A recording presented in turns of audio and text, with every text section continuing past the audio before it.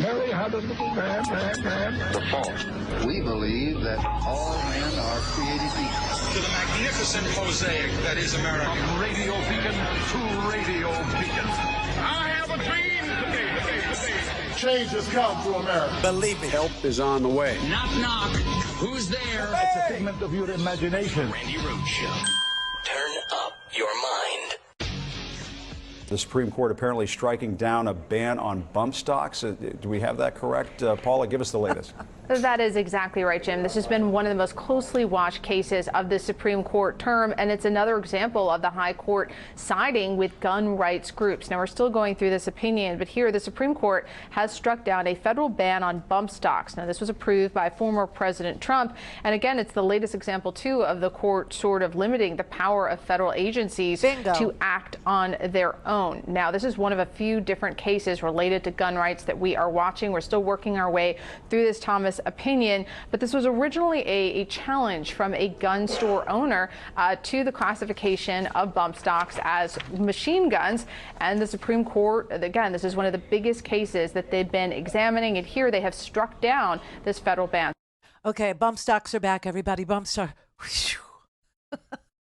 For mass murderers, now's your time to shine. Oh God, this is very. Listen. I don't know where do you start. Okay, so I just want you to understand what this really, really was about. First of all, this was a Koch brothers funded case. Keep that in mind the whole time. Okay. A Koch brothers funded case. Now, why do the Koch brothers care about gun rights? Or why do the Koch brothers care about bump stocks? Do Koch brothers industries or Koch industries, do they manufacture guns? No. Do they manufacture bump stocks? No. Do they have anything to do with gun manufacturing or the gun industry? Not that I'm aware of, no. So why would they bring this case? And they did, okay? The plaintiff in this case is a guy named Michael Cargill. Michael Cargill is a gun shop owner in Texas, and he was so upset that he could not sell bump stocks to his loyal clientele. Now, this is what the case was about. It was about his complaint. Now, if I'm a gun owner or a gun shop owner in Florida, in Texas, in New York, whatever, and I'm upset because I can't sell a bump stock or any part for, an accessory for a gun. Does the Supreme Court take my case? No. No, they don't. They took this case because the Koch brothers brought this case, and the financial ties to the group called the New Civil Liberties Alliance is funded by the Koch brothers, and that's who brought this case. Okay, so what do the Koch brothers want with the Supreme Court on guns? Really, not much of anything except this. The Koch brothers want to weaken agencies in general, like the Department of Alcohol, Tobacco, and Firearms, which is who actually decided that they had the authority to ban bump stocks. When Donald Trump, this is all in reaction to what happened in Las Vegas in 2017 at that country music concert where, hundreds of people, multiple hundreds of people were wounded. And 68, 86, some crazy amount of people were slaughtered because some guy in a hotel in Vegas on the Strip had dozens of long guns with bump stock attachments on them and just started spraying the whole Strip and killing people randomly. And so Donald Trump, in his administration, they were like, we have to do something, but we can't do anything on the Second Amendment. Can't do anything because I need that issue. I need to say I didn't touch the Second Amendment. How do we do that? So they all went to work and they said, all right, here's what we could do. There's an old law, 1934, has to do with, machine guns, has to do with banning machine guns. And bump stocks could fall under that particular ban in the way that machine guns are single action. Well, I shouldn't say single action guns because single action means you pull the trigger, one thing happens, then you have to reload. But that bump stocks actually let you press and play, basically, right? You only press once and, you're just shooting like a machine gun. And we could actually say bump stocks fall under that particular regulation and that the ATF has the authority to ban bump stocks under the 1934 ban on machine guns. That is what they did. And, of course, the Koch brothers saw this as a golden opportunity to make everything safe for business by limiting what any agency, including, the ATF, which is very unpopular with gun owners, okay, and go after them and start taking away the agency's ability to regulate anything on their own. Why would they care about regulating anything on their own inside of an agency? Well, 3 little letters for you, everybody. EPA, Environmental Protection Agency. See, that's something the Koch brothers care about. And that's a live case in front of the Supreme Court, something no one is really talking about.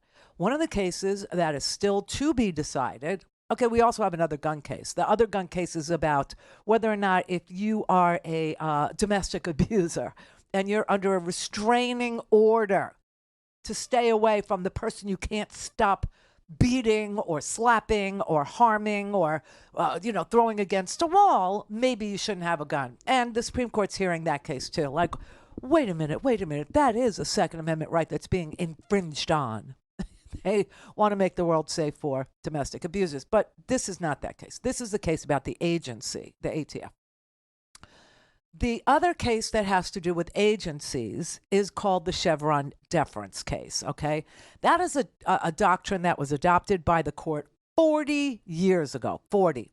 Now, when you look at the tough time that Clarence Thomas had writing this case about the ATF doesn't have the authority to regulate under the ban on machine guns, right? He had a tough time because he doesn't have expertise on guns. Phew. Only on, private air travel and hiding it. He's very good at doing that, but he has no expertise on guns. Phew.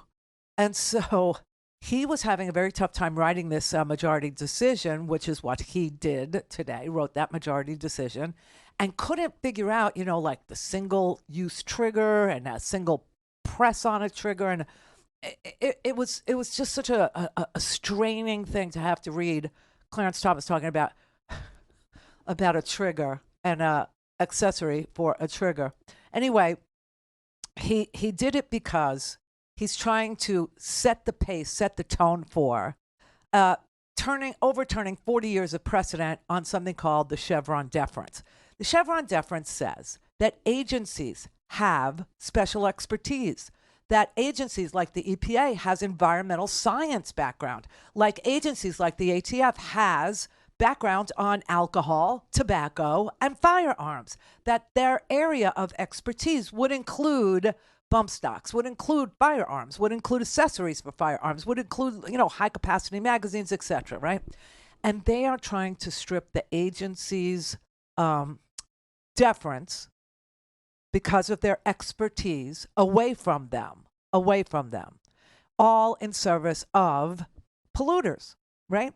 If you actually undo the 40-year precedent called the Chevron Deference, which says that if the meaning of a statute that Congress passed is ambiguous, meaning there's some interpretation that might fly over here and another interpretation that might fly over there, and these are two opposing sides, and they're both trying to interpret the meaning of the legislation that Congress passed. So if there's ambiguity, if there's a question about what did Congress mean, you defer to the agency that has expertise in that particular area. So the EPA can issue water regulations. It can issue air pollution regulations. It can issue food and health safety regulations, like to keep us from getting listeria, to keep us from getting, salmonella. Do you know what I'm saying? Just about everything and anything is overseen by an agency with expertise in the arena. This is what they're trying to take away from agencies, the administrative state, or as Donald Trump calls it, the deep state. And they're going to leave us at the mercy of Supreme Court justices with political biases and no expertise in any of these areas.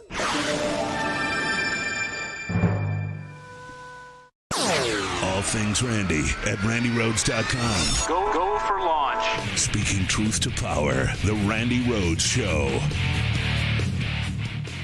That's right. So in 2018, former President Donald Trump at the time, told the ATF that they could regulate bump stocks, which is this mechanism that allows guns to fire like machine guns, that they could regulate that and in some ways outlaw that. The Supreme Court is now saying that needs to be done away with, that bump stocks cannot be regulated as machine guns. This is a 6-3 decision. It's along party lines, which means that this really is taking away a gun regulation that was endorsed and passed under Donald Trump's presidency. So this is big news here in terms of we were watching a number of gun decisions, but in this case it's Garland v. Cargill. It's saying that bump stocks, which again is this mechanism that allows guns to fire more rounds than usual, that cannot be regulated as a machine gun. So that's taking away that regulation.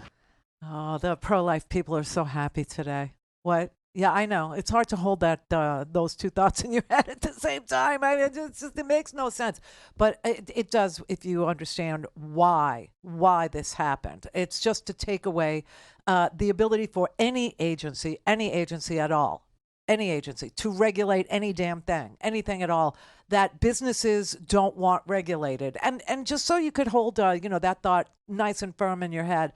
Again, the upcoming cases have to do with the Chevron deference, meaning that an agency like the EPA can regulate clean air, clean water, air pollution, blah, blah, blah. And the Koch brothers will have none of it. And they brought this gun case too. Okay, they paid for it. But the other thing that you need to know that was decided today by SCOTUS, sounds like scrotum, because that's how appealing they've become. I'm just saying.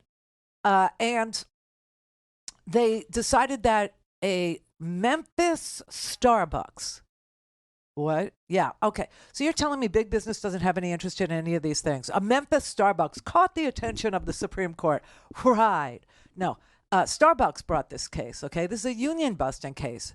So in a Memphis Starbucks, 7 employees were trying to organize for a union in Starbucks, in their coffee shop. And, what's his face from Starbucks was having none of that. Absolutely none of that. And so on a technicality, he decided he was going to bring a case for union busting to the Supreme Court. And they were like, oh, yeah, we're all about it. Oh, yeah, we'll take it. Yeah, oh, yeah, oh, yeah. And the little detail that they were able to bring it to the Supreme Court based on was that after hours in a Starbucks, the Memphis 7, they gave them a name, like a gang name. The Memphis 7 invited the news crews into the Starbucks, and they had no right to do so. No right to do that. And so that's how it made its way to the Supreme Court. The Supreme Court said you have no right to do that, and that your termination, they were fired. They were fired for organizing. They were fired, and that seems to be something you can't fire people for in this here country. We were just talking about that yesterday, about how Americans literally were calling me, screaming at me, that unions were terrible and it was a really bad thing, and that you should go into, Elon Musk's office by yourself and demand a Did you see what his pay package is? Did you see that? We're talking like $50 million. I don't know. The jury's out. It's like, but some people are reporting $45 billion, and others are saying $55 billion for his pay package. I don't know.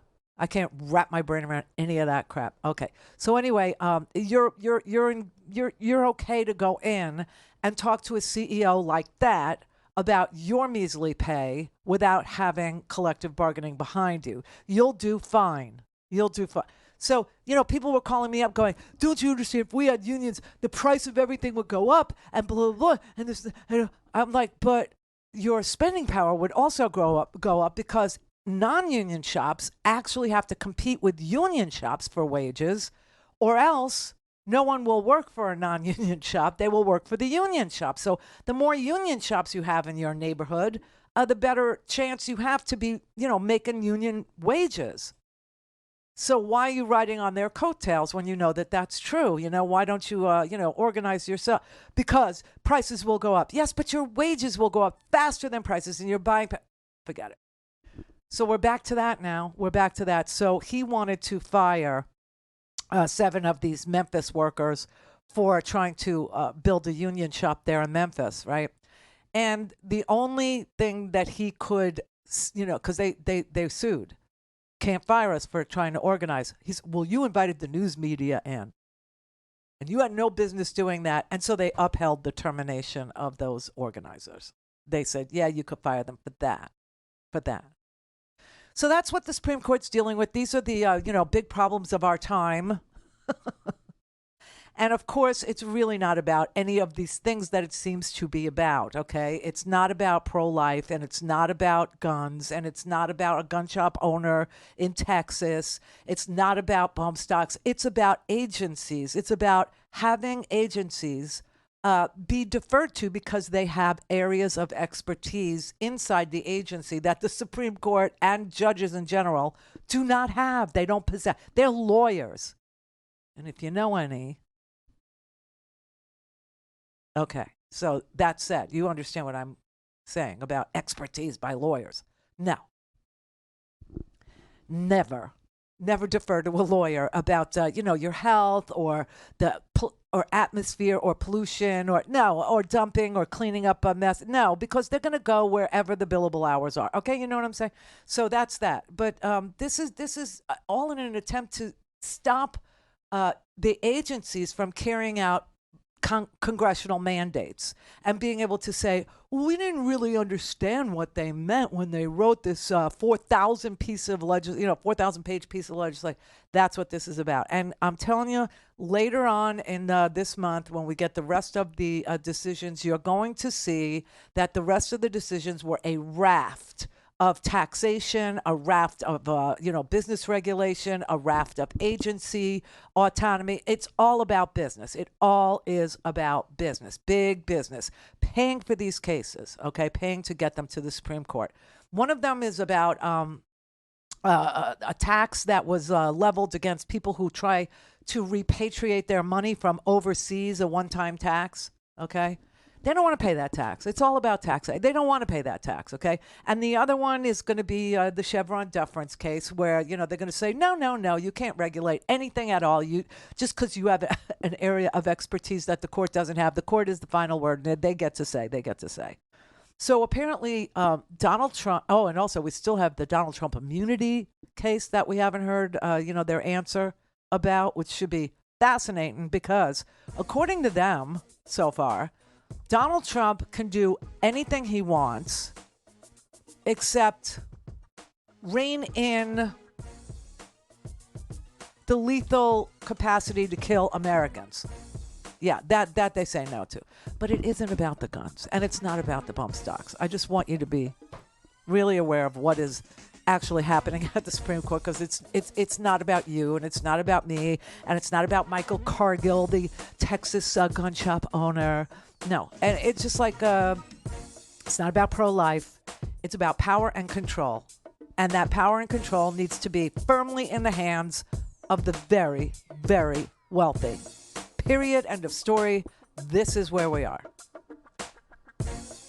So they're going to report all day. Bump stocks. What do you mean? What do you mean? Well, that's what they mean.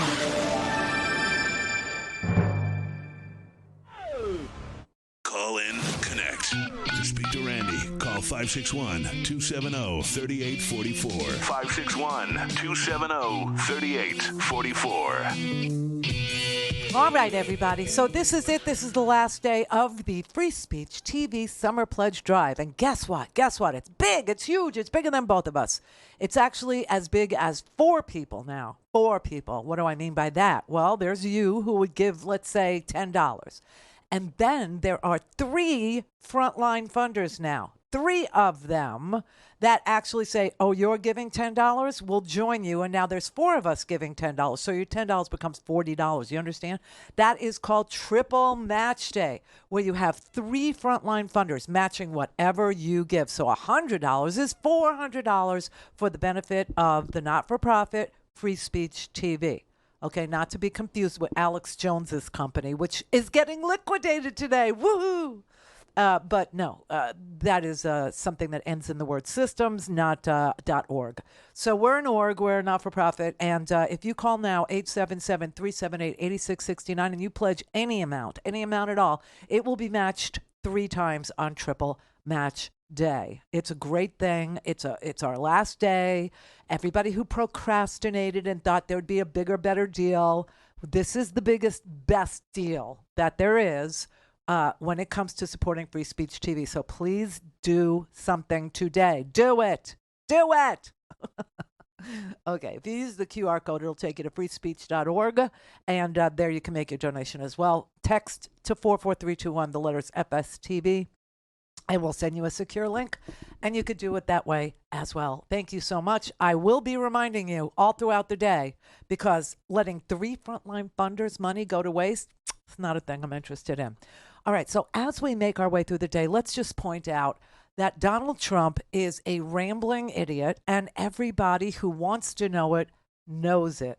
People who don't want to know it don't know it, nor do they want to know it, hence the confusion about which old guy is the best old guy for this old country. You know, Biden is really, for me, he's not just an authentic, decent character. He's not just an authentic dude. He's not just a fabulous dad that said at the G7 in front of the whole world, I mean, don't you wish? I wish for all of you that you had a dad like Joe Biden, if God forbid you ever got in trouble. God forbid. My dad was not like this, okay? My dad was definitely not like this. My dad would rattle a newspaper and we would all like jump out of his way. That was my dad, okay? He was that dad. He was the guy who cleared his throat and you went to your room. He didn't have to say anything. He just went, oh, you're out. Dad's having a moment, okay? And we had one bathroom, so, you know, guess who is king in that house? Okay. So I just wish for you a father like Biden, who went to the G7 and said in front of the whole world something that could have been embarrassing for a lot of people, a lot of parents, a lot of fathers. But he didn't. He said he's really proud of the man that Hunter Biden has become. And that he just loves his son. And the photo of the week, I guess, the newspapers, they have like This Week in Photos and stuff like that. And I always look at it. I like it a lot. But the photo of the week for me is Joe Biden hugging Hunter Biden after Hunter Biden was convicted and he went to Delaware to hold his son, to hold him, just to let him know, I'm still with you. I'm not going to pardon you. You did what you did. You're going to pay. And that's that. But I love you. I love you, like a son. So anyway, the difference between these two men is legion. It's legendary. There's a gap that is, as wide as the Mississippi River. Okay, there's just no comparison at all. Donald Trump had hardly any. I mean, one of his sons went a few days to his fraud trial where he was found guilty, 34 times of felonies. Okay. And, Hunter Biden, his mom, who, is his stepmom, legitimately his stepmom, but she loves him like a son. She is flying from the G7 to be in that court with him. And, I mean, it's just what a family. You talk about family values. Take a look at the Biden family and say, if I'm a family values person, you can't do any better than the Bidens. On the other hand, Donald Trump went to, I guess, the scene of the crime yesterday. He didn't have the nads to go to Congress. And I don't know if Congress invited him to come to Congress to go to Capitol Hill or not. But they went to the Capitol Hill Club, okay? They went to basically a restaurant. And they hosted Donald Trump. And in that meeting were also corporate titans of industry. Yeah. There were a lot of, CEOs who went to that thing. And some of them were like, sort of trying to see if they were still Trump-y or Trump-ish or Trump-adjacent or going to endorse Donald Trump or, fight the good fight for Donald Trump, whatever. And they were so stunned with his rambling bullcrap. They said there was no through line even, they know he starts a story and then he prides himself in doing what we do. You start a story, then you go off on tangents and you wrap it around and you bring it back. It's a talent, okay? It really is. It's a storytelling thing. Donald Trump always thought he had that, but he doesn't. He doesn't. He goes out on tangents. He never comes back. He never returns to, the through line. He doesn't have a through line anymore. He's just a rambling idiot at this point. And so he said a whole bunch of really weird things in these meetings. And one of the things he said was, it was so bad if you wanted to get elected by the Electoral College in this country, because, as you know, to get to 270, you need to win Michigan, Wisconsin, and Pennsylvania.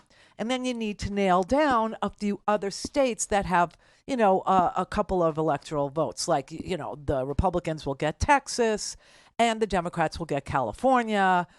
Florida is always up for grabs, 29 electoral votes. I mean, that's a big one, right? And if the Florida women show up, I don't know. I think Florida may be in play, especially now that Ron DeSantis has outlawed climate change. You know that he outlawed climate change. So all of this flooding that's going on here, you hear that? Do you hear the dun, dun, dun, dun? You know what that is? That's water hitting a bucket. There's a bucket behind me because our ceiling is leaking because Florida has been inundated with floodwaters.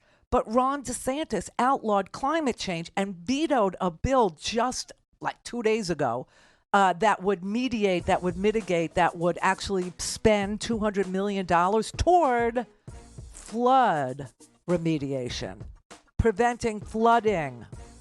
But since he vetoed it and outlawed, climate change, of course, it's not really happening. It's not. My ceiling isn't really leaking, and it hasn't been leaking for 3 days.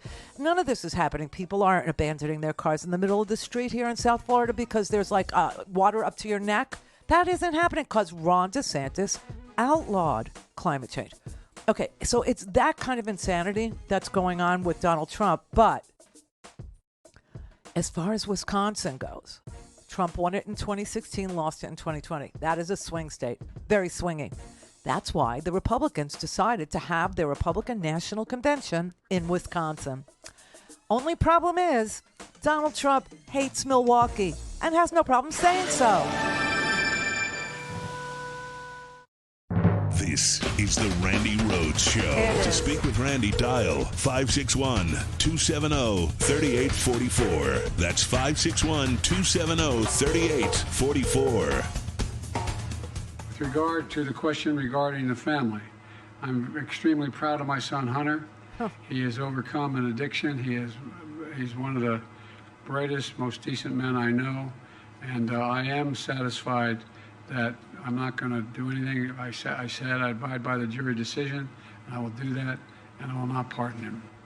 I mean, that's the kind of parent that we all should have. I mean, it's really breathtaking. So what's better for family values, this or this? Can we just settle one thing once and for all here? Did President Trump, it's been attributed to him that he took a shot at Milwaukee. Did he do that? No, I didn't hear it, and I was sitting right next to him. I introduced him. This is Mike Johnson, the evangelical whiz kid who has managed to become Speaker of the House, even though nobody's ever heard of him, say that he was sitting next to Donald Trump, and Donald Trump did not trash Milwaukee. He never did that, because, if Donald Trump trashes Milwaukee, there's some possibility that people in the city of Milwaukee, where I lived and worked, I worked on, 93 FM in Milwaukee, did the morning show. It's a friendly city. It's a fabulous city. It's a great city by a great lake. A little cold, a little chilly. But the people are wonderful. And so there's this small possibility that if you trash Milwaukee, maybe the people of Milwaukee, they don't vote for you. Do you know what I'm saying? And what did Joe Biden win Wisconsin by in 2020? I'm saying like 12,000 votes. Do you know what I'm saying? It's so they had to deny. So Mike Johnson and this whole host of creatures who claim to be holier than thou are lying for Donald Trump. They are literally covering up. And idiot boy, that is Donald Trump, is asked about it himself. Democrats are also hitting you on this comment that you made about Milwaukee, the host city for the RNC, for the convention, and they seem to believe that you said that it was a horrible city. Can you just nip us in the bud and clarify what you meant? Well, I think it was very clear what I meant. I said we're very concerned with crime. So he did say it. So he did say it. I think it was very clear what I said. First of all, I did check the crime stats in Milwaukee, and just like every other blue state city, just like every other burb, just like every other geographical point in the United States, homicide rates are down by like 40%. Murders are down, murder, homicide, all of it down by like massive, massive numbers. Okay. Nationally, murders are down by 26%. In Milwaukee, murders are down by 39%. Property crime in Milwaukee, property crime is down by 20%, and theft of vehicles are down by 10%. So I don't know. I think he just hates Milwaukee. And why would that be? Somebody look at the demographics of the city of Milwaukee. In fact, somebody look at the demographics of any city in this country. See, I think, and I could be wrong, but I think Donald Trump is like hating on people in this veiled way where he says something bad about, cities. Yeah, I think we all know what he means. I think we do. So it's just so amazing to me, not that Donald Trump trashed Milwaukee because, it's got a good-sized African-American population. No, it's not that. It's that these holier-than-thou sycophants, these Republicans who are supposed to be, the people of decency and law and order and truth-telling and, that they lie for him over and over and over. When you look at Mitch McConnell, who ate his soul in front of you yet again, what was left of his soul this week when he said he couldn't say Donald Trump's name. He couldn't make himself say the name, but he endorsed him. He said, whoever the nominee is, when the Capitol was attacked, I said it was, his fault, but I also said I would endorse whoever the Republican nominee is, and it's him. And so I'm endorsing him. I mean, it's pretty amazing, right? It's pretty amazing. But anyway, what you really need to have happen in light of the whole thought process that's going on in this whole first hour, to bring it back to the beginning, is when corporate America actually turns on this particular nominee, when corporate America says he's just too unhinged, he's too deranged, he's too scattered, he's too meandering, he makes no sense. I don't trust him with the keys to the country. I don't.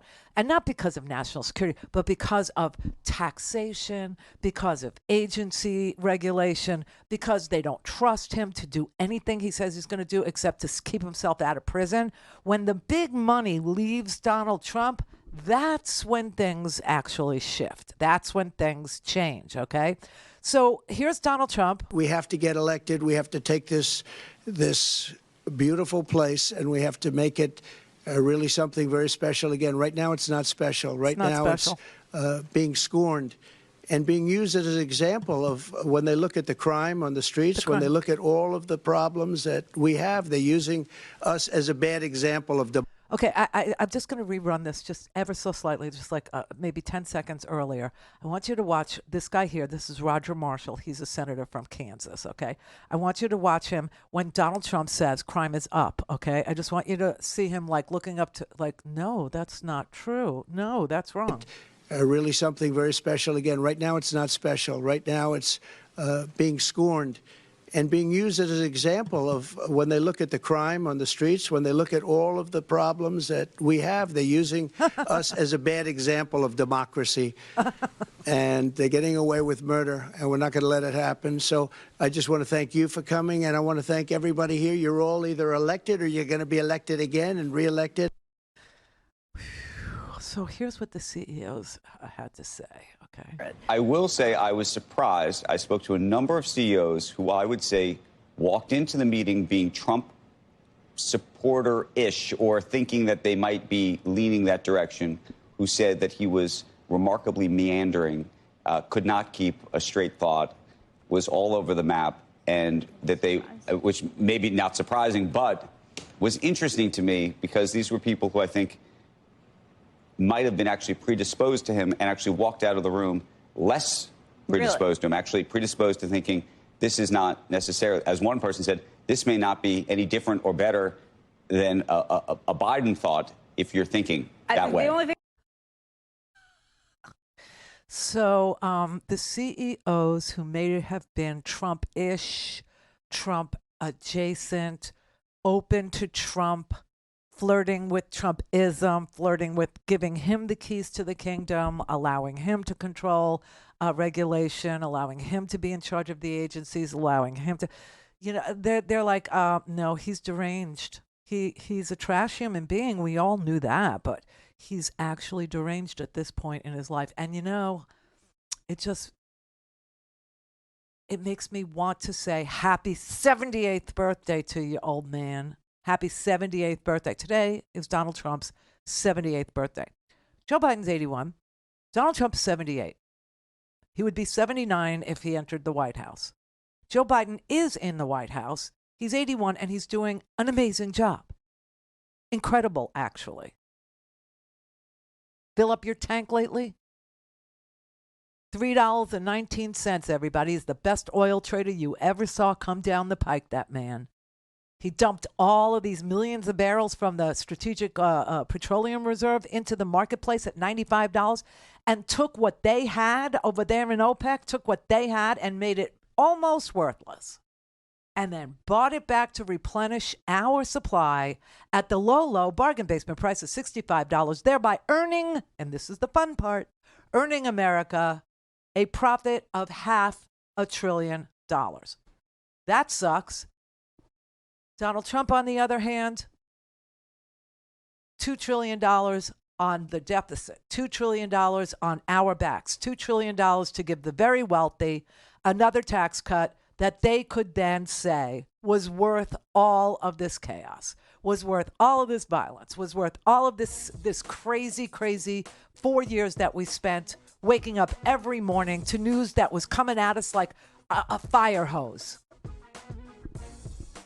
I mean, and I got a feeling that they're looking at this now. Yes, the Supreme Court's going to do their bidding. There's no doubt. The Supreme Court's bought and paid for.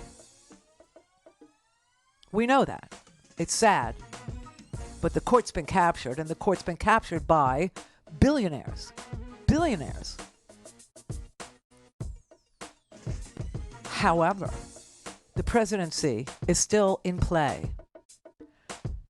And the amount of propaganda that is being driven towards making you think that Joe Biden is the feeble one, making you think Joe Biden is the one who wanders off. Oh, what happens when you open up the shot, when you actually widen the lens.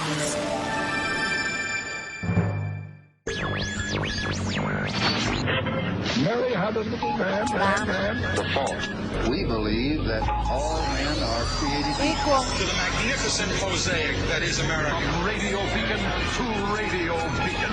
I have a dream today. Change has come to America. Believe me. Help is on the way. Knock, knock. Who's there? It's a figment of your imagination. Randi Rhodes Show. Turn up your mind. Andrew, more takeaways from Trump's meeting with business leaders. What was the reception like? Well, it was interesting. I spoke to a number of the CEOs who were at that meeting yesterday, a number of whom, frankly, had been predisposed to President Trump, in fact, former President Trump. And they walked away from that meeting, I think, a bit disheartened, a bit questioning, I don't want to say his mental fitness, but questioning just how meandering, how in some cases one said to me he could not keep a thought straight. He would go in one direction and then he'd go in another direction, and that there wasn't really necessarily a through line to the way he spoke or what even he was talking about. At one point, and you described it earlier, he discussed his plans to bring the tax rate down from the corporate tax rate down from 21% to 20%. And apparently, at some point in the meeting, was asked about why he had chosen 20%, and he said, "Well, it's a round number." And I think that unto itself had a number of CEOs shaking their head, given that 1% of the total tax burden on the country is actually a huge number in terms of what is needed to support the revenue for this country. So other sources reported that Some were kind and just said he's rambling. Others said he was unhinged. Others said it was like talking to your drunk uncle. Okay. I think Stephen King said that Trump is like when your drunk uncle has that third drink. I think we all know what he's talking about when he says that. The Financial Times, the New York Times, the Washington Post, CNBC, just sources everywhere are saying that, the lawmakers who attended the meeting, the people who are lying for him, actually, the entire GOP House conference was at that meeting. They all said, I don't know what to do. We have to cover up the fact that he trashed Milwaukee. He's talking about round numbers for tax cuts based in absolutely nothing. There's no, we can't let the American people know how deranged he's become. Now, what people do know is what he's saying in public. What people do hear is Donald Trump saying things like retribution and revenge and, political prosecution. And maybe it has to happen to them, because he's being held accountable for his law breaking. He's being held accountable for his fraud. He's being held accountable for business fraud. He's being held criminally accountable for 34 felonies, right? A jury of his peers who all live in New York. That's where he is. That's where he lives. That's where he's chosen to live. That's where he's done business his whole entire life. So that is a jury of his peers found him guilty of 34 felonies, right? And so all of a sudden, he's just talking about revenge, getting revenge against people who haven't broken any laws. None. People who won't even pardon their own son, who's struggling with something almost every American knows about, and that's drug addiction. And so you've got this propaganda effort underway by right-wing news networks in order to keep the news under wraps about who really is unfit to serve as president. So I want to show you something, okay? This is a very desperate move by Rupert Murdoch's Fox News, okay? They decided that they were going to show Biden at the G7 summit, and apparently at the G7 summit, they had what they're calling a skydiving exhibition, okay? And so they had 7 skydivers, each one carrying a flag of one of the G7 countries. So you had France and Italy and the United States and blah, blah. And so all the leaders of these G7 countries are standing there, the UK, France, the EU, all standing. And the skydivers are coming down and landing. But they didn't jump at the same time, and they're not landing at the same time. For me, I've seen like really amazing skydiving crap. I've seen it. I used to dive, okay? I used to do it. When I lived in Texas, I did it for fun. And I've seen people, do amazing things with their bodies in the sky, I know you have to bend your legs and you have to bend to keep you from shooting across the sky, okay? Just so you don't doubt me. But this was not that great. Anyway, whatever it was. And so the divers are landing at different spots and at different times. Fox News decides to crop the screen, to crop the shot, and only include one skydiver and make it look as if Biden was wandering off where one skydiver had landed, and that was it. That was the end of the exhibition. And poor Joe was so disoriented that he just sort of wandered off. Here you go. That's van der Leyen. She's the EU president, right? There's Biden. See, you could see the parachute. But he's giving a thumbs up to another diver, okay, to another skydiver. And this is, I think her name's Melanie Maloney. She's the prime minister of Italy. I love her outfit, gotta say. Love her outfit. But she's making it seem as if Joe Biden doesn't know where he is. Okay. I'm going to, open the shot now and show you where Joe Biden was going, okay? So here you see the French skydiver.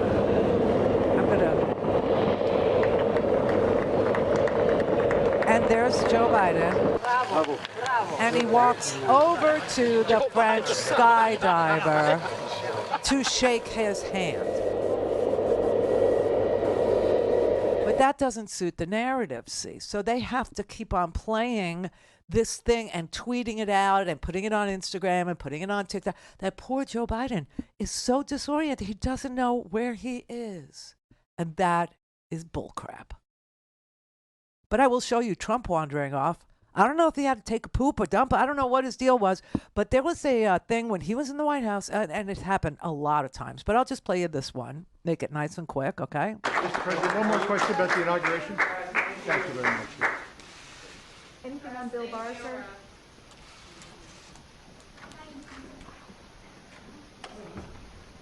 Congratulations, sir. He's gone. He had just presented the president. I don't know if that's the Presidential Medal of Freedom. I'm guessing it is.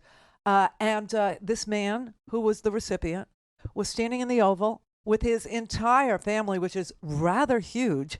And Donald Trump just said, "Thank you very much," and wandered on off and left the guy standing there. Do you remember this? I think you do.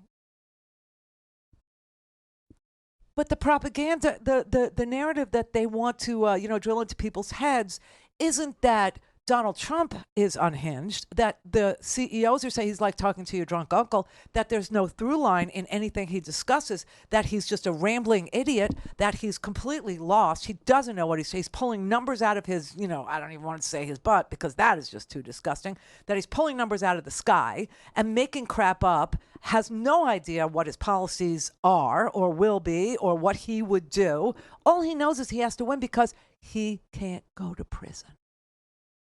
And the CEOs are starting to make a little noise about that. And when the money leaves Donald Trump in the lurch like that, maybe the propaganda will change. But for now, it is what it is. And I just needed for you to know that this thing that you're seeing circulating is debunkable by the actual footage of what happened during the exhibition of skydivers in the G7 field there. He didn't wander off. He saw other skydivers landing and saw everybody, applauding the one. He saw 6 more yet to land, and he walked in their direction. Once they landed, he started shaking their hand. The French skydiver saluted him. I don't even know if that's allowed. Why? I guess we're an ally. I mean, it's like no harm, no foul, but I wouldn't salute Prime Minister Maloney or whatever her freaking right-wing name is. I don't know. All things Randi at RandiRhodes.com. Go for launch. Speaking truth to power, the Randi Rhodes Show. All right, here's a real wide shot, okay, of the other skydivers landing. Joe Biden standing there watching them land. See, there they are in the sky. There's a whole bunch. There's the French one. See the French flag right there? That's Italy over here. That's what it is. Yeah, and, listen, if Joe Biden was so feeble, why do they have to make crap up? Why can't they just show him the way we just showed Donald Trump? Why can't they just do that? Okay? They can't because he's not feeble. Okay? He's an older guy, obviously. The difference in age between the two is like 3 years. And Trump is gone. He's literally back crap. He's literally lost his way, lost his crap. To make Biden feeble, you need a video production editor and some software and a little bit of time. To make Trump look feeble and not fit, you just have to buy a ticket to a rally. That's all you got to do. Or show it, or just point a camera at him and stand back and watch the fun. It's like he is just, let me tell you what, when he was first running for president, do you remember how he was talking about fentanyl and addiction and how he was going to, do something about it, and he understood, and it was, America was dying, and he understood what to do about it, and he was going to, and the numbers got worse. They got worse and worse and worse and worse, okay? He never built a wall. Everything he said he was going to do about it. You want to hear what his advice now is? Because Sean Hannity asked, was it Sean Hannity? I think it was maybe the wrestling show he decided to do. You know, he goes to all these, podcasters or he invites them into Magaloco. I think this is him sitting in Magaloco. I don't think this was their studio. I think this was his house. And he invited these, what do you call those fighters? I don't watch that stuff. Like cage fighters or MMA? Yeah. And maybe you'll recognize these guys. I don't know. But they asked him about addiction, okay? I say the way you stay away, just don't drink. Just don't have it. If you don't have drugs, if you don't experience early on, you're not going to have a need for it. You're not going to have an addiction. If you don't drink alcohol, you're not going to have an addiction. You're not going to have this insatiable urge to have a drink. And I say that to people. With your children, they ask me, what do you think of children? What do you tell them? I say, no drugs. No alcohol. I also say no cigarettes. Don't have the cigarettes. Don't have cigarettes. Don't have them. I have friends that can't stop smoking. If they never had a cigarette before, they'd have no problem. When I look at a friend that can't stop smoking, I don't understand why it's hard to stop. You know, the smoke all over the place. The fact is, if you never had a cigarette, I never had a cigarette. I have no urge to smoke. But if you are, you get addicted. It has something, and you just can't stop. It has something, you see. This is the man that wants to be the leader of the free world. This is like talking to your crazy drunk uncle, okay? We're back to just say no. You understand that that's the message there, right? Just say no. Just say no to fentanyl. Just say no to oxy. Just say no to heroin. Just say no to all of it. Just say no. Say no to cigarettes. Say no to vaping. Whatever. Just say no. This is his policy because he doesn't have any. He doesn't have a policy. It's the same with abortion, okay? He doesn't have a policy. It's like, it's a beautiful thing to watch when he's talking to this group over there and then that group over there. No, they went too far over there. They're going to have to fix it. Nobody knows because he is desperate. He's a desperate man trying to get the protection of the Oval Office, the protection of the presidency and presidential immunity around him because he is a criminal. He's a criminal. And you can legitimately say that now. God, it's really raining in here. Do you hear that?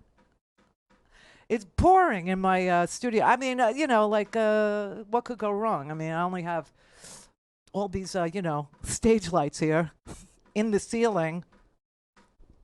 Electrocution? Anybody? Some people out there hoping.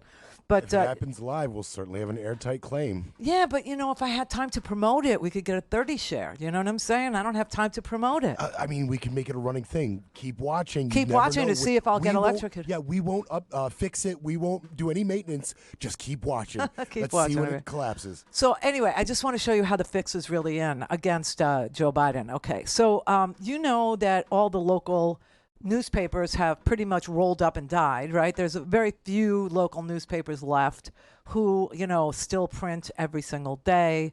And there's very few local television stations that are still, doing their thing.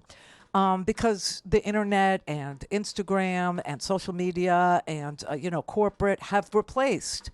So wherever there may have been local, wherever there may have been, a locally owned and operated television station, it's just like radio now, they've all gone the way of corporate ownership. And one of the bigger groups that bought 200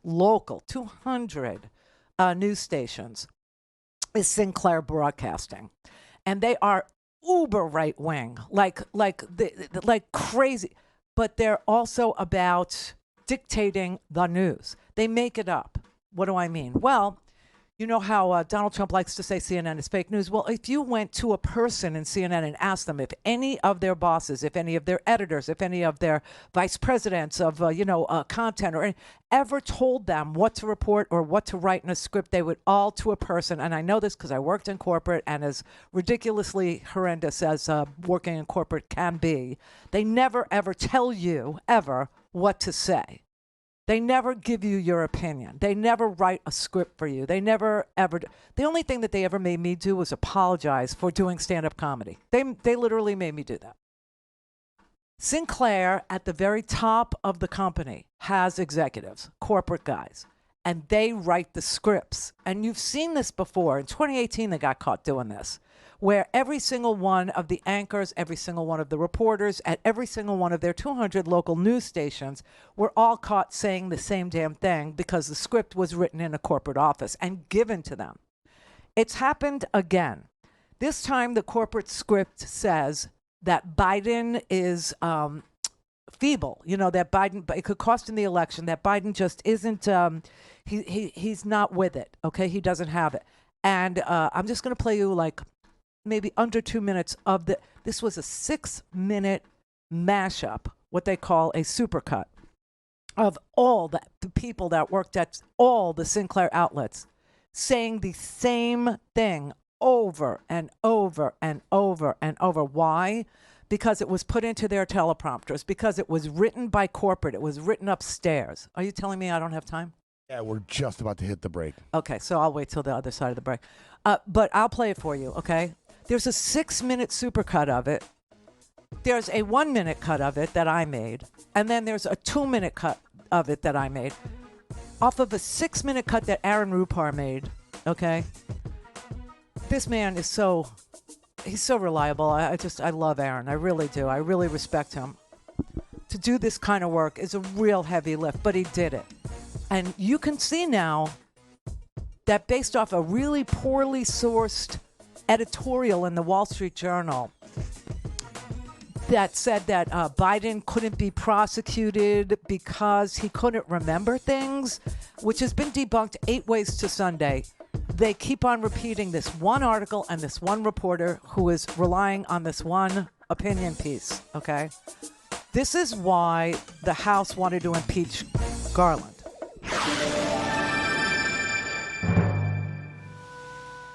Call in, connect. Yes. To speak to Randi, call 561-270-3844. 561-270-3844. All right, everybody, this is it. This is the last time I will ask. This is the last ask of the day. It is a triple match day at Free Speech TV for the Summer Pledge Drive. Today is the last day of the Summer Pledge Drive, and it's a triple match day. What does that mean? Well, for people like Greg in North Carolina who can't figure that out, I'll explain. You think you're so smart, don't you, Greg? You're never getting on the air, ever. It gives me such joy to do this to you. Okay, so what it is that you have 3 frontline funders, 3 of them standing by to hear whatever it is you want to donate, whether it's $10 or $50, whatever it is. 3 of them will match. So you have $50 matched by one person, $50 matched by 2 people to make it $150, and $50 by the third person. See what I mean? And it exponentially gets bigger. So $50 becomes $200 to Free Speech TV.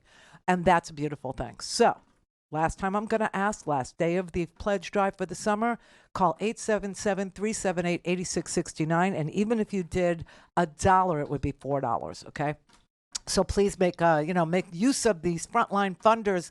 I would hate to see their cash be left upon the table. That would be a sin, or a shanda, if you will, if you must, if you may. Okay? Visit us at freespeech.org. That works as well. And the text, 44321 is the text number. Put in the letters FSTV on your phone, and we'll send you a secure link, and you could do it that way. Thank you so much for making the Summer Pledge Drive a success. I feel very certain that today is going to be a banner day. I know that you guys have been waiting for the triple match day. It is here. This is it. Go for it. Chris in Arizona. Hey, Randi. Hi. Isn't there something in their fairy tale about bearing false witness? But whatever. Yes. Me, when my imaginary boat goes down, you know what I'm afraid of? Drowning. Yeah. I mean, I'm telling you, look, if I could promote the day that I'm going to get electrocuted by, this flood that's happening where I need an ark, obviously, but it shouldn't be, it's not really happening because the governor of Florida has outlawed global warming. He's outlawed floods. He's outlawed climate.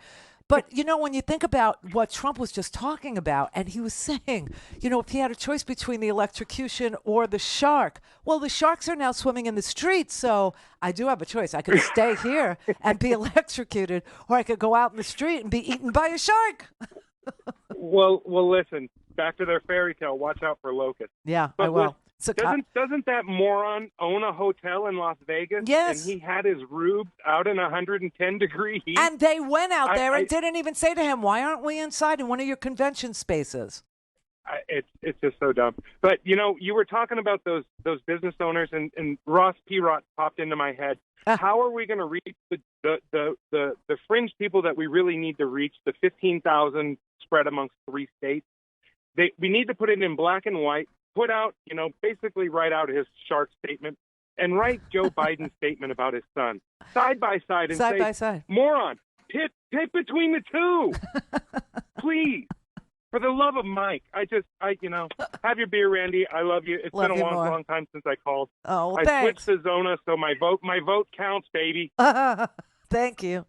Great to hear from you. Bye Thank now. you, Chris. Bye. That was good. All right, so I digress. I was going to play you the Sinclair, from corporate on down. This is shocking. This is disgusting.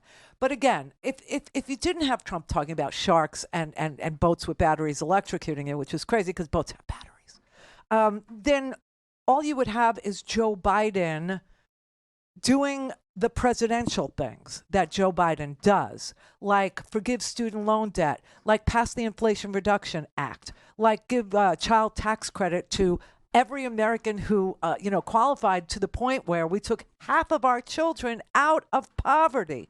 Okay, ended a pandemic. The list is long and it's important. It's not just, feeble stuff like, oh, we'll ban bump stocks, and then the Supreme Court can overturn the ban because the Alcohol, Tobacco, and Firearms Agency doesn't have the power to use its expertise to declare that bump stocks actually turn a semi-automatic weapon into a machine gun. Right. Okay, great.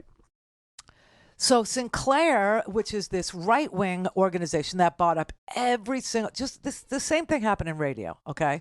So I know exactly how this feels, sounds, looks, smells, and tastes, except I've never, ever seen corporate insert themselves into your script, okay? That I've never seen. But Sinclair is doing it, and here's an example of what I'm talking about.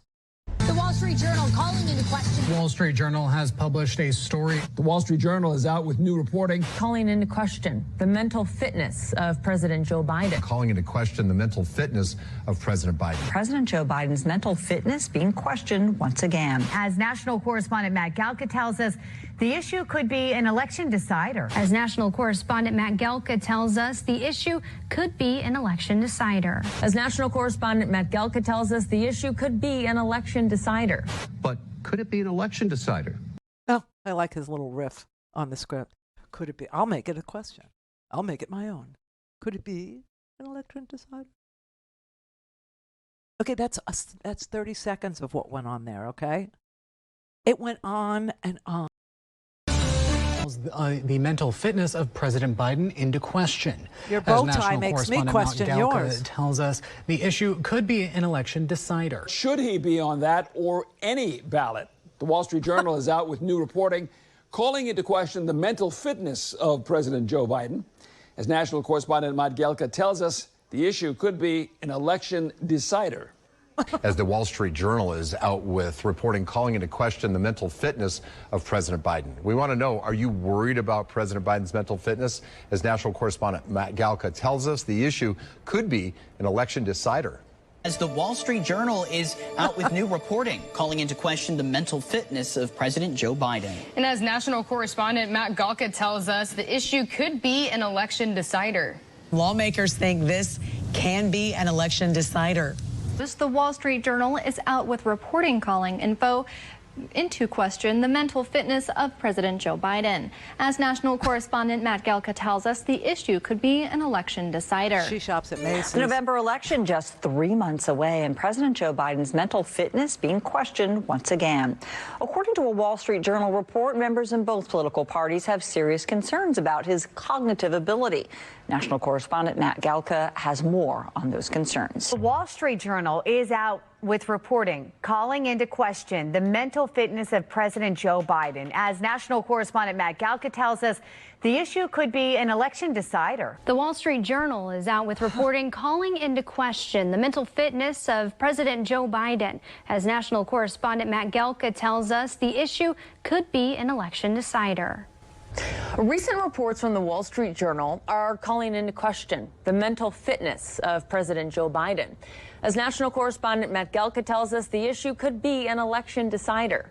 In other news tonight, the Wall Street Journal is out with reporting calling into question the mental fitness of President Joe Biden. As national correspondent Matt Galka tells us, the issue could be an election decider. I like the way some of them try to make it their own thought. It's not their thought, it's corporate's thought that was put into their, but they're trying to make it their own. Like the one guy who was really, really doing his very best Sean Hannity impression, that guy there. Yeah, he's sort of a Shepard Smith wannabe, never will be. And then the girl with the big comb over there, she was pretty. And then the other one, the one that looked like a child bride, she shops at Macy's. How do I know that? I have that top. I have that same. You mean Propaganda Bot? She was very entertaining. Wasn't she? I like the fake lashes. It's the same as from Texas.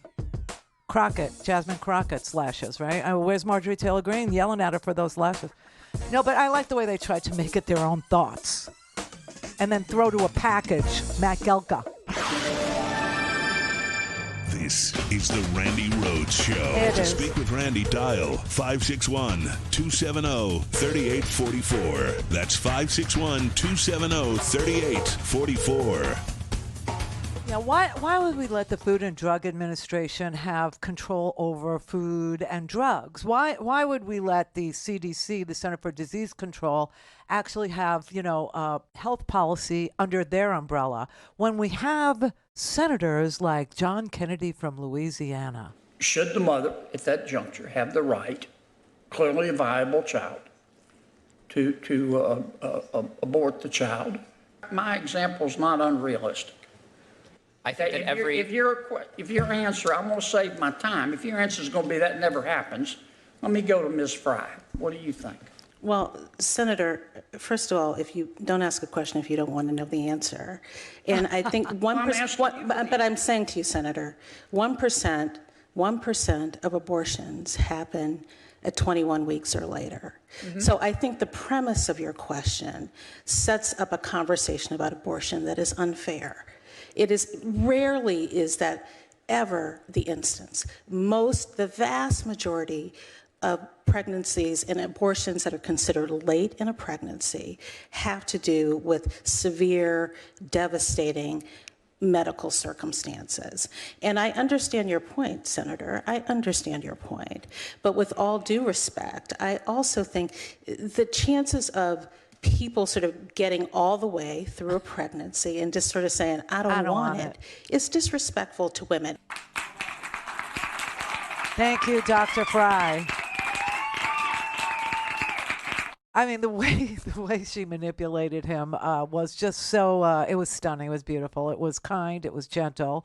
She didn't want to shock him into reality, because that would be like electrocution for John Kennedy, who toils in and lives inside of a bubble that says that women are murderers and that we must do something to stop the murder of their children as they're giving birth and they're changing their minds, which doesn't happen. And he's sitting there and he's saying, look, if you're going to tell me, Foghorn Leghorn over here, that never happens, well, I'm going to go to somebody else. I'm going to ask somebody, which is really, the whole accent thing and this whole, stupider than thou kind of, routine. He used to not have that accent, okay? He used to talk perfect middle country English until he became a senator from Louisiana. And all of a sudden he was like, I say, son, why do you do me like you do? I say you look like 10 miles of bad road. Like, when did this happen to him? I guess when he realized that people will vote for a guy like that and not vote for who he really is. A guy who understands that women don't murder their children with the help of a doctor and an entire surgical team in an OR. And what does he really think is happening in our hospitals? What, it's like all of a sudden, I mean, it's like a murder takes place every day in at JFK or at Delray Medical? I mean, what is wrong with people? Do you really think that as a person, as a woman, I could actually say during my delivery, while my feet were in the stirrups and the crown of the head was, I changed my mind and the doctor would say, oh, no problem. No problem. And the nurses too? I mean, what is wrong with him? Nothing. He's faking it. Like every outraged human being who wants to dictate what we should be doing with our medical lives, what we should be doing with our bodies. Everybody's got a very, very deep, deep, deep opinion about it. Until it's them, you know. And then everything changes, right? The reality of it all is like, wow, I did not know that. Kathleen in Illinois. Hi, Randy. The reason that I was calling is because of your military perspective. And I wanted to ask you, as far as the Hunter Biden case, the fact that post-traumatic stress impacts family members as well as those who died. And the fact that his brother was taken away from him so at such a young age, and that kind of is what caused him then to fall back temporarily into addiction and that. And, you know, the role that that plays as far as the fact that they didn't look into the whole thing, but they just, the letter of the law, rather than recognizing what had happened that caused him to end up briefly that decision is the prosecutor's decision. That is not a decision for the jury. The jury can only try the facts that are presented to them and then, you know, match those facts to the law that's presented to them. And they had to come up with the only conclusion that they could come up with is that he did the thing. He did do it. As far as, you know, who gets to decide whether or not his addiction you know, has been slayed or conquered, or that he works really hard at it each and every day, and that this was a waste of taxpayer money to bring this case, whatever. That's a prosecutor's decision. That has nothing to do with the jury. But, you know, the idea that, you know, they had entered into a plea agreement, right, in front of the same judge that tried this case. And she said, I'm not accepting the terms of the plea agreement because the prosecutor, Mr. Weiss, who was Trump appointed, said exactly. Right. He didn't really want to prosecute this case. He didn't. Right. But he said that, you know, he would enter into a plea agreement for a diversion therapy, you know, whatever. And the judge said, I'm not going to oversee that. I don't want to be responsible for that. And the other part of it was the prosecutor couldn't assert to the judge that he was done investigating Hunter Biden.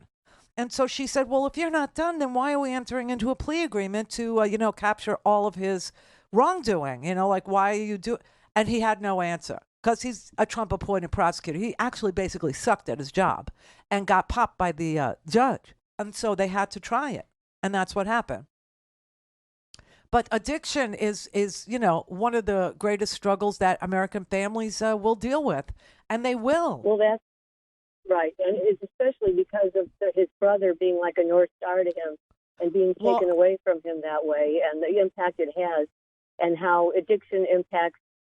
Well, I think he was using drugs before Bo died. So I don't know that, you know, that made him, you know, turn to crack. But I think he was a crackhead for a really long time. And I don't, you know, you have to understand what his trauma really is. It's not just that he lost Bo, okay, which was horrendous, okay. But when he was a little kid, and most addicts will tell you that the story of trauma is the one that haunts them. When he was a little boy, he was in a horrible car accident. He lost his mother. He lost his sister. I think Hunter had like every bone in his body was broken. And I honestly, I mean, how could you not understand the kind of trauma that, you know, a person goes through in their life that leads them to be this out of control? But how could you not like admire him at this point for being sober for 5 years. I don't know how he does it, but he does. Right. And it's the fact that he's being used as a political weapon. That has been. That's disgusting. That is the that ought to, every single person that was looking at Donald Trump to talk about in a meaningful way addiction, to talk about deaths of despair in this country, to talk about pill mills or oxy or fentanyl or any of the things that they look to Donald Trump to figure out and solve for them. They should all listen to his policy, which is just say no, and no understanding at all about childhood trauma, and no understanding at all about not prosecuting somebody who's been clean and sober for 5 years for having a gun for 11 days and throwing it in the trash. Nobody wants to be addicted, including Rush Limbaugh, who was addicted. Yeah, he was. He made himself deaf. So it's not like, it's not like we want to be addicted. So. No, he was. He was. Yeah. I worked after him every single day during that period in his life. And, listen, he made himself go deaf. And he was on the radio taking calls, okay? Right. Yeah. And so, yes. And so they actually got a court reporter for him to transcribe the calls. I mean, can you imagine? Now, if that were me, I'd be so fired so fast, right? But he was a moneymaker, so, not that I wasn't, but they just loved the corporate screed that he would preach to Americans every day, and the racism and all of it. I mean, he was a valued racist in the corporate world. I used to spend my whole day debunking him. That was the whole day. 4 hours I used to work after him. 4 hours, 4-hour shows. And you could just spend every minute of every day debunking all the lies that were told. But he was on 3 and 4 of the same, like different radio stations in the same market. Like you would turn the channel and it would still be him. That's what they do.